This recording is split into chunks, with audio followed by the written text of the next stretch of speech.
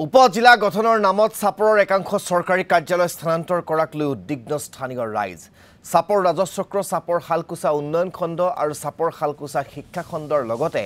আন একাংশ অনুষ্ঠান প্ৰতিষ্ঠান বিলাসীপাৰালৈ স্থানান্তৰ কৰাক লৈ ক্ষোভ ৰাইজৰ চাপৰৰ কাজিপাৰা ইয়ং ক্লাবত ৰাজহুৱা সভা অনুষ্ঠিত কৰি আহ্বায়ক সমিতি গঠন কৰে একাংশ নাগৰিকে এই আহ্বায়ক সমিতিৰ জৰিয়তে ব্যৱস্থা গ্ৰহণৰ প্ৰস্তাৱ চাপৰবাসীৰ ৰাইজৰ দাবী মানি নললে তীব্ৰ আন্দোলন গঢ়ি তোলাৰ হুংকাৰ চাপৰবাসীৰ আজি আমি বিশেষ সূত্ৰে জানিব পাৰিছো যে চৰকাৰৰ যি নতুন পৰিকল্পনা যে প্ৰতিখন বিধানসভা সমষ্টিত এখনকৈ উপজিলা গঠন কৰিব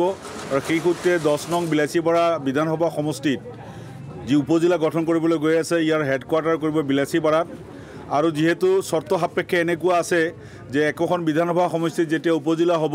তাৰ একেটা সাৰ্কল অফিস থাকিব একেটা ব্লক থাকিব একেটা বিও অফিস একেটা ভেটেৰিনাৰী অফিস থাকিব আৰু কানো সাৰ্কল অফিস আৰু কোনো বিকল্প ব্যৱস্থা নাথাকিব